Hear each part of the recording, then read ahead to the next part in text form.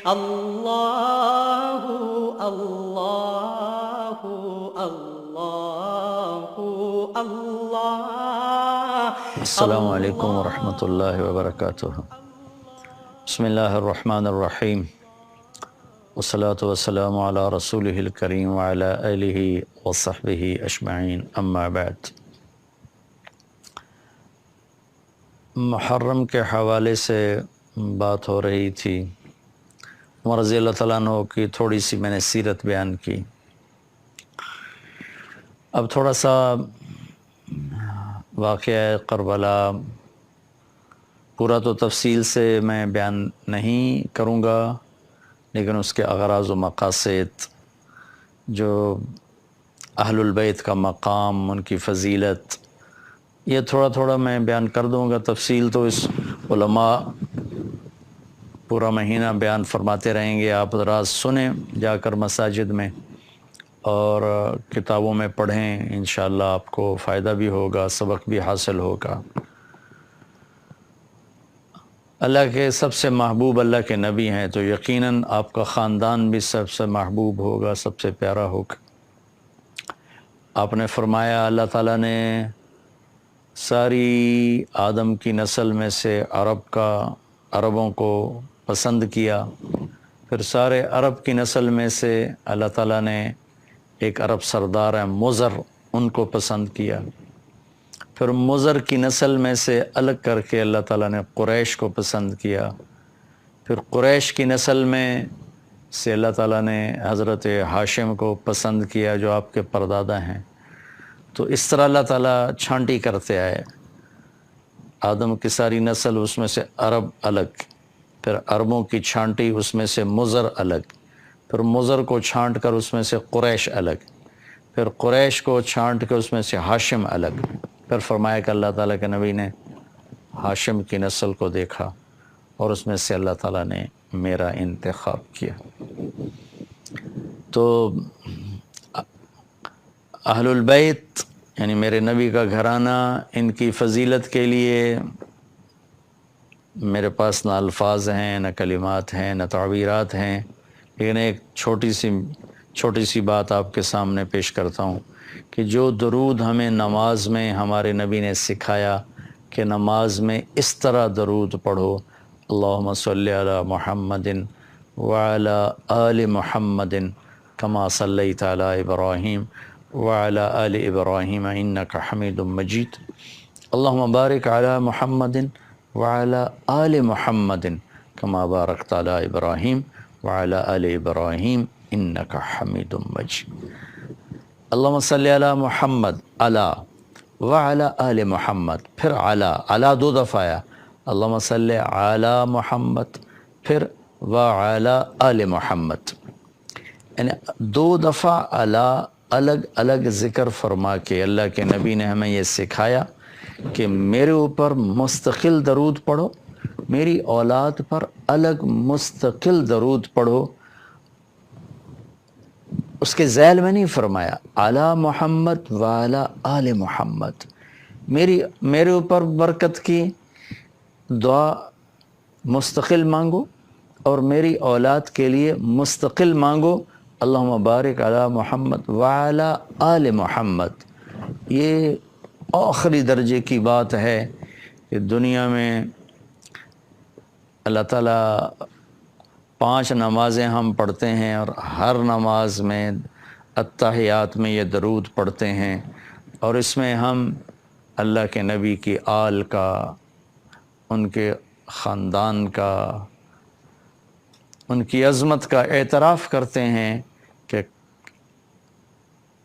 اللہم صلی علی محمد وعلی آل محمد، اللہم بارک علی محمد وعلی آل محمد۔ یہ کمال درجے کی فضیلت ہے جو اللہ نے اس خاندان کو عطا فرمائی۔ اس خاندان کی عظمت کے لیے اتنا ہی کافی ہے کہ اس میں اللہ نے اپنے محبوب کو چنا اور ان کو اپنا حبیب بنایا، خلیل بنایا، محمد و احمد، ماہی و حاشر، عاقب و فاتح، خاتم، طہ، یاسین، ابو القاسم، حاشر، رشید، ناصر، نصیر، نبی العالمین، رسول العالمین، رحمت للعالمین، کافۃ للناس بشیر و نذیرا شاہد مبشر نذیر داعی الی اللہ سراج منیر ہادی و مہدی مزمل مدثر طٰہٰ یاسین، یہ سب خوبصورت نام میرے اللہ نے اپنے محبوب کو عطا فرمائے، اور جیسے ان پر اپنی نظر کرم فرمائی ایسے ہی ان کے گھر پہ اللہ تعالیٰ نے اپنی نظر کرم فرمائی کہ بیگمات کے بارے میں فرمایا ازواجہ امہاتہم، کہ میرے نبی کی بیویاں تمہاری مائیں ہیں، ولا ان تنکحوا ازواجہ من بعدہ ابدا، میرے نبی کے دنیا سے جانے کے بعد ان کی بیگمات سے نکاح نہیں ہو سکتا، کہ آپ کے جانے کے بعد بھی نکاح باقی ہے۔ ہر آدمی کے جانے کے بعد نکاح ٹوٹ جاتا ہے، بیوہ عدت کے بعد جس سے چاہے جہاں چاہے شادی کر لے، لیکن میرے نبی کی بیگمات کو یہ عزت حاصل ہے، ان کا نکاح باقی ہے۔ پھر اللہ نے اپنے نبی کو پابند کیا وَلَا أَن تَبَدَّلَ بِهِنَّ مِنْ أَزْوَاجٍ وَلَوْ أَعْجَبَكَ حُسْنُهُنَّ، میرے محبوب بس یہی آپ کی بیویاں ہیں، اس کے علاوہ اب آپ اور کسی عورت سے نکاح نہیں کر سکتے، نہ آپ ان کو طلاق دے سکتے ہیں، نہ ان کے اوپر آپ اور کوئی شادی کر سکتے ہیں۔ بیگمات، پھر اولاد، آپ نے فرمایا لوگوں کی نسل چلتی ہے بیٹے سے، میری نسل چلے گی میری بیٹی فاطمہ سے، اور آپ نے ارشاد فرمایا کہ سیدہ شباب اہل الجنت الحسن والحسین، جنت کے نوجوانوں کے سردار ہیں حسن اور حسین، اور آپ نے فرمایا علی مجھ سے ہے میں علی سے ہوں، اور آپ نے فرمایا فاطمہ بضعۃ منی، فاطمہ میرے جسم کا ٹکڑا ہے، جس نے اسے دکھ دیا اس نے مجھے دکھ دیا، جس نے اسے خوش کیا اس نے مجھے خوش کیا، اور آپ نے فرمایا کہ فاطمہ تو اور میں اور یہ دونوں یعنی حسن اور حسین اور یہ جو سویا ہوا ہے، پورا واقعہ سنا دوں، پوری حدیث۔ اللہ کے نبی حضرت فاطمہ کے گھر میں تھے، بچے سوئے تھے، علی بھی سوئے تھے، حضرت حسن کی آنکھ کھلی، کہا ماں جی پانی پینا ہے،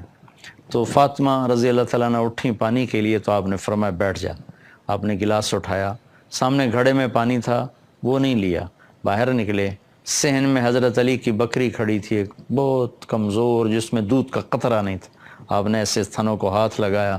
وہ پورے بھر گئے دودھ سے، آپ نے تازہ دودھ نکال کے گلاس بھر کے اندر آئے، تو حسین بھی جا گئے تھے، تو حضرت حسن سے آگے بڑھ آئے، آگے لپک کے لینے لگے، تو آپ نے فرمایا تو پیچھے ہٹ جا۔ بس فاطمہ نے عرض کی یا رسول اللہ کیا آپ کو حسن سے زیادہ پیار ہے؟ فرمایا نہیں مجھے تو دونوں سے پیار ہے، لیکن حسن نے پہلے مانگا اس کو پہلے دوں گا، تو پھر ان کو پلایا، پھر حسن کو پلایا، پھر آپ نے فرمایا کہ فاطمہ تو اور میں اور یہ دونوں، اس سارے قصے میں حضرت علی کی آنکھ نہیں کھلی، وہ سوئے رہے، تو فرمایا فاطمہ تو اور میں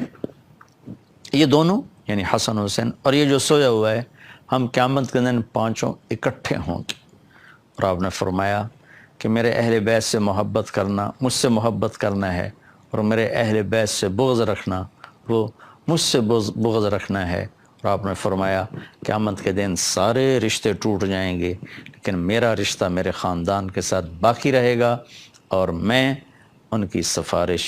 ضرور کروں گا، اور آپ نے فرمایا کہ میرے اہل بیت کے بارے میں میرا خیال رکھنا، میرے اہل بیت کے بارے میں میرا خیال رکھنا۔